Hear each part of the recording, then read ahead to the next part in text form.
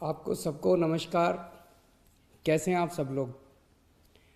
मुझे भी कोरोना हो गया था और लगभग 7-8 दिन मैं होम आइसोलेशन में रहा।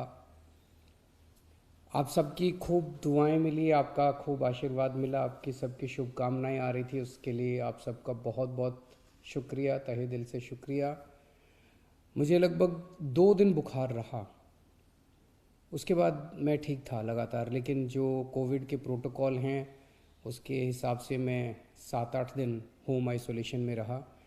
अब मैं वापस आप सबकी सेवा में हाजिर हूँ।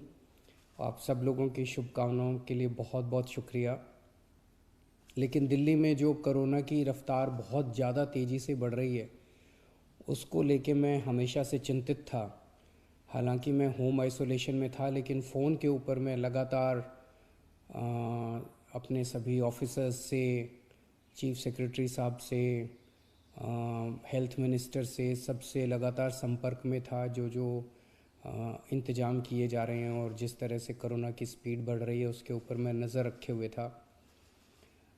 दिल्ली के अंदर जो कोरोना की, पूरे देश में कोरोना बहुत तेज़ी से बढ़ रहा है, दिल्ली में भी बहुत तेज़ी से बढ़ रहा है। रफ्तार बहुत ज़्यादा तेज़ है। मैं देख रहा था कि कल वाला जो हेल्थ बुलेटिन था उसमें लगभग 20,000 के करीब केसेस आए थे, और आज शाम को जो हेल्थ बुलेटिन आएगा उसमें लगभग 22,000 केसेस, पिछले 24 घंटे के 22,000 केसेस आएंगे।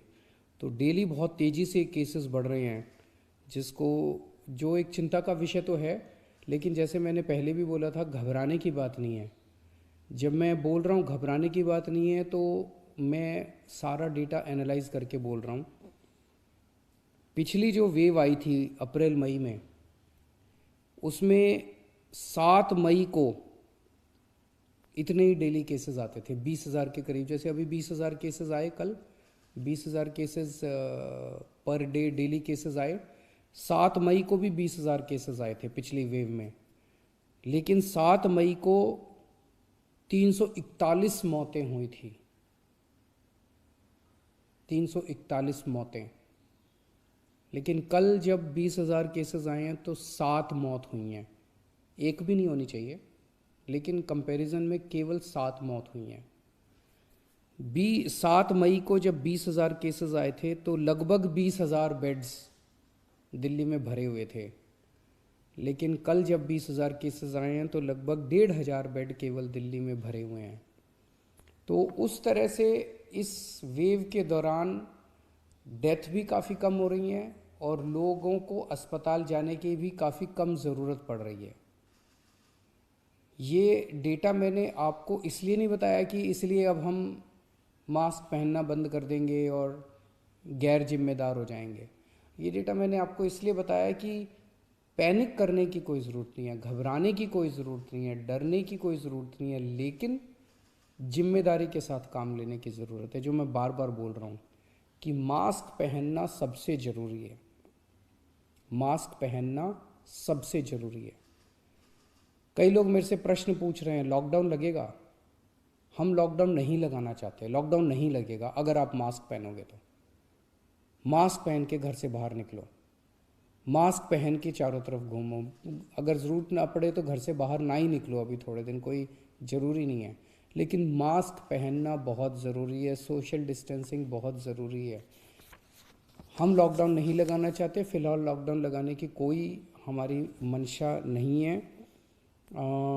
और हम चाहते हैं कि जल्दी से जल्दी ये वेव ख़त्म हो, और कोशिश हमारी है कि कम से कम रिस्ट्रिक्शंस हम लोग लगाएं, ताकि लोगों के रोज़ी रोटी चलती रहे, लोगों के रोज़गार चलते रहें।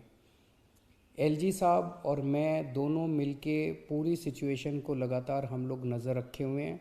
कल हमारी डीडीएमए की दोबारा मीटिंग है, उस मीटिंग में एक्सपर्ट्स के साथ फिर से हम रिव्यू करेंगे सिचुएशन को कि क्या और करने की ज़रूरत है, नहीं है। केंद्र सरकार से लगातार हम लोग संपर्क में हैं, केंद्र सरकार से भी हमें पूरा सहयोग मिल रहा है।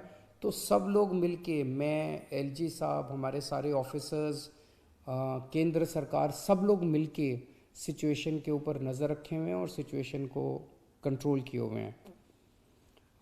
पहले भी हम सब दिल्ली वासियों ने मिलके कोरोना की इतनी बड़ी इतनी खतरनाक लहर थी जो अप्रैल वाली थी, उसको हमने पार पा लिया, तो इस लहर को भी हम लोग पार पा लेंगे।